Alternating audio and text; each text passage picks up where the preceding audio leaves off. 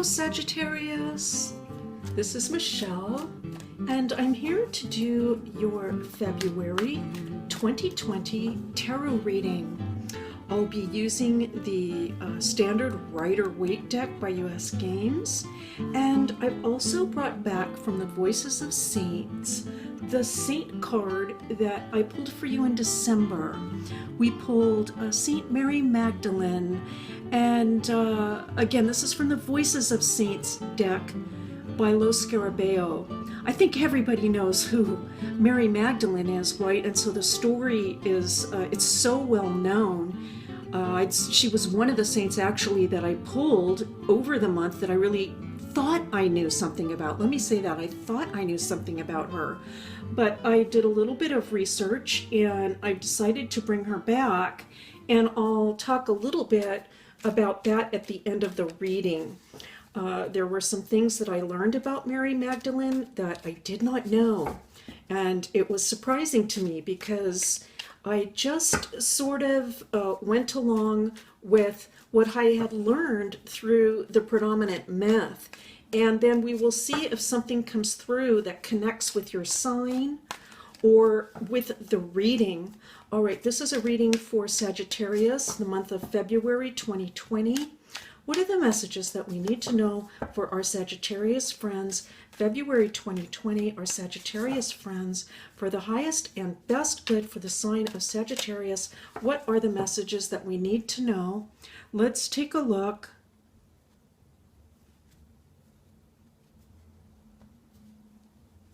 Well, and at the bottom of the deck, just not surprising at all, the Five of Cups. I'm saying not surprising because we can't even really go into February without at least acknowledging January. And January had the Saturn-Pluto conjunction exact in Capricorn. So for many of us, that conjunction represented some loss or some grief, I want to say, and for many along the lines of a really almost a major sense of grief or loss. I certainly hope that's not the case for you Sagittarians that are at my reading, but if it wasn't you, it may be also somebody that you know, that is going through something difficult and it is carrying on into February. That conjunction, of course, is still in effect, but it's starting to separate. So let's continue on. We'll just sort of keep that as an undertone. And here we have the Emperor coming in.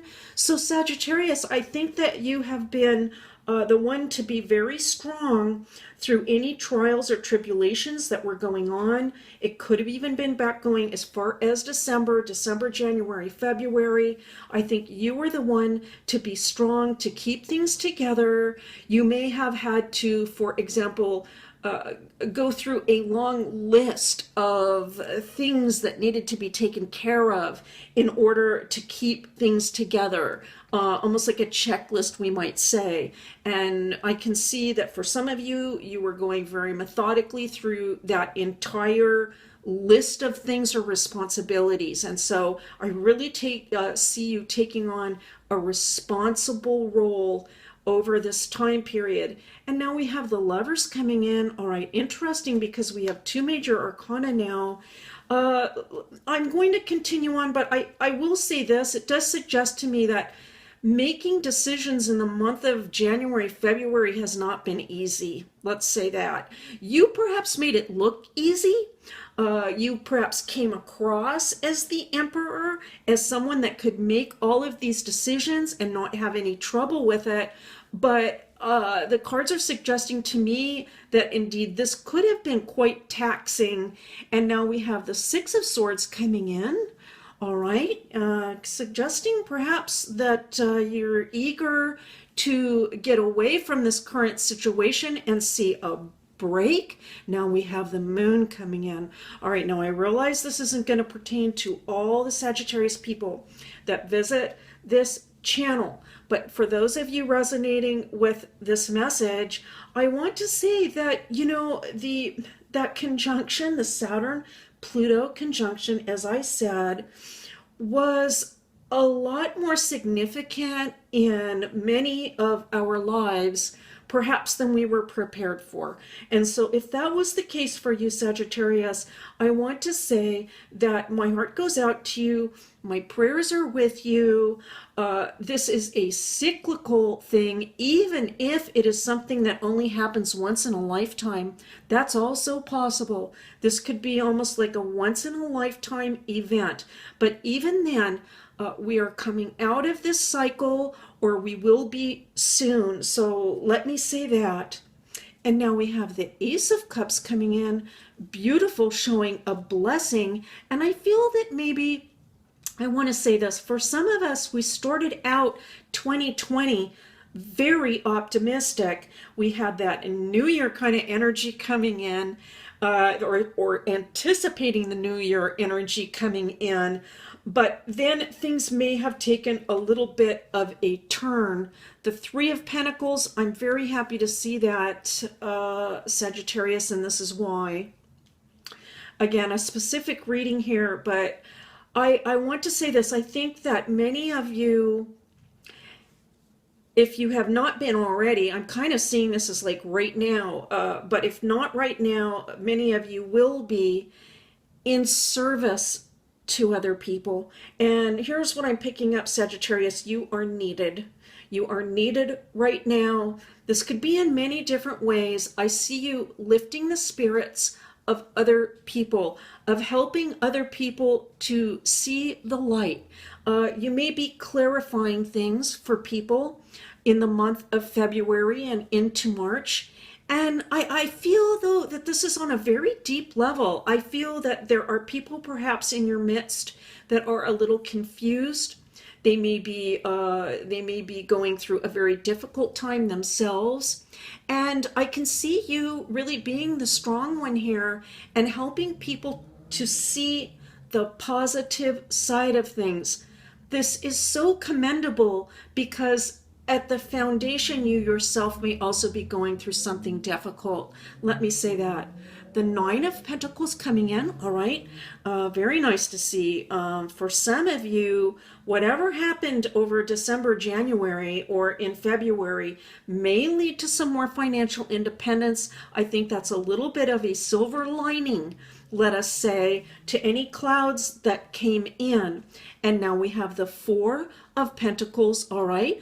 And so even more, seeing the Nine is a sign that perhaps financially things are going to shift. It might feel like things are a little tight right now, but nonetheless, there are some indications that there is enough. Let me put it that way. There's enough to get by on and that you can retain your independence. And now we have the Star. How beautiful to see for Sagittarius. You know, this is just really underscoring what I was saying, that here you are giving and giving and giving. This is something, even if you're not able to do it now, it looks like from this spread that this is something that you want to do. It's in your heart. Your heart is full and you want to give to others at this time. Absolutely beautiful to see. And now we have Justice coming in. I want to say this. What I'm picking up from this, Sagittarius, is the sense that balance will come back into life. You know, for many, again, it has been a real roller coaster ride. And I do see that some balance will be coming in. The cycle will begin to move on. We will begin to see a new light very soon, I feel. All right, this leads me into Mary Magdalene, Saint Mary Magdalene, and the card that we pulled for December. I did not know what many of these symbols meant. I thought I knew the story fairly well, just from, hearing the story told, from seeing movies about Jesus's life and things like this, different depictions of her. And so my understanding of Mary Magdalene was that she was the prostitute in the story of the Bible, and that Jesus forgave her, and she became one of Jesus's major followers.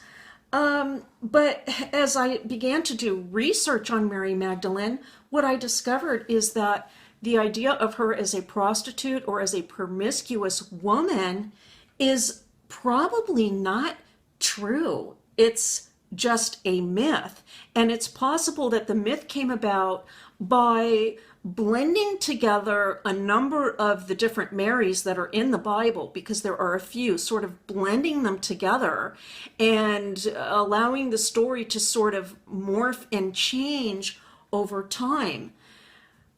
Many biblical scholars now believe that she may have come from a wealthy family. And in Luke, it suggests this when it says that Mary Magdalene supported Jesus out of her own resources. And so this is suggesting that she may have actually funded the ministry in some way along with other women. The Bible does tell us, though, that she was a sinner. That was clear, and that Jesus also casted out demons from her. But some of the research that I read suggests that we don't really know what the Bible meant by the word demons. It didn't necessarily have to pertain to morality. It could be something to do with health, for example. So we don't really know exactly.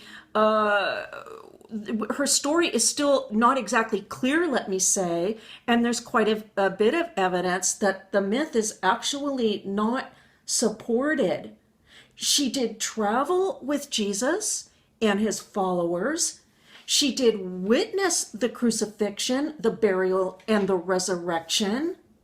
Indeed, she was the first to witness the empty tomb and to tell of Jesus's resurrection. So as the story goes, she had, let's say, in the hierarchy of saints and apostles, a very high position in terms of the events that occurred. Now, as the story goes, sometime after Christ's death, she was sent to southern France, and there she lived alone in a cave and became known as a repentant sinner. That was the myth. But again, the reality is very different. So let's talk just a little bit about some of these symbols, because we didn't know what those were, or I should say I didn't know. I thought that this was an acorn. I am still wondering if it is an acorn because of the little leaves coming out here. I'm going to have to continue to research that because I did not find anything related to an acorn or an oak.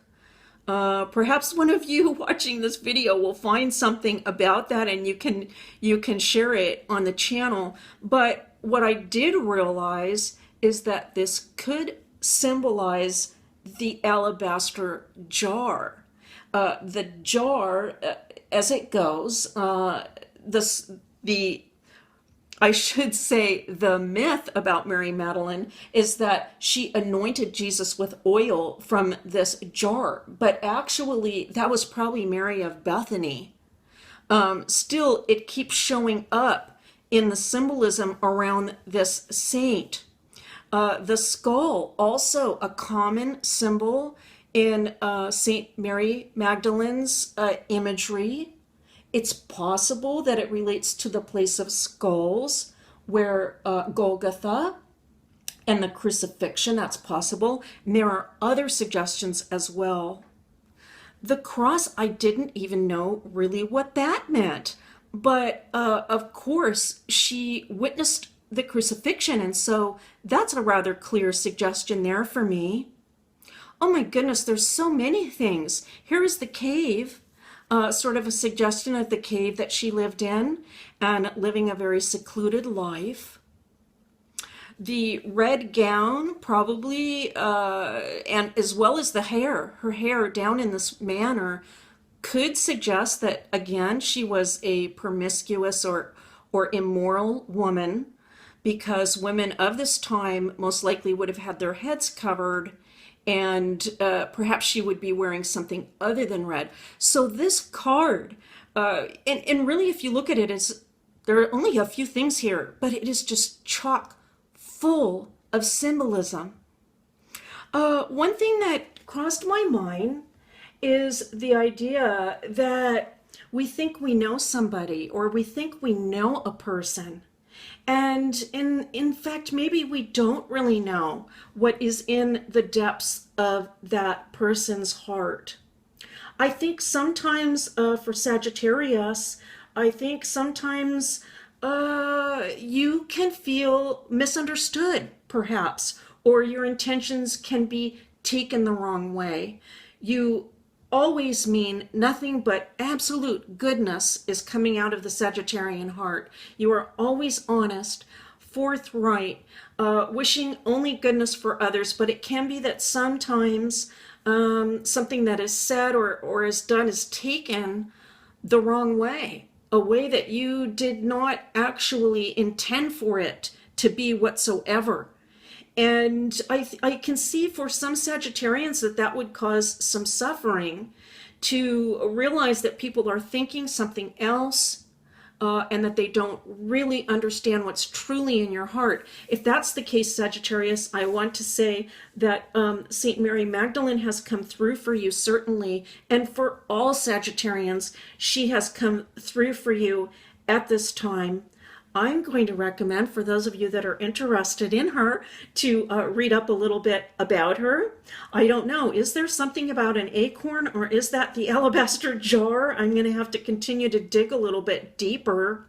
And I also want to say perhaps to pray to St. Mary Magdalene in the month of February for anything, any trials you might be going through, or just even to give thanks for the good things. I feel that she is there for you. She's coming through to you in this reading, and that's certainly a joyful sign. All right, Sagittarius, I want to thank you so much for being here. Thank you for coming back for a reading. If it's your first time at the channel, welcome. I'm so happy you're here, and I'll see you next time.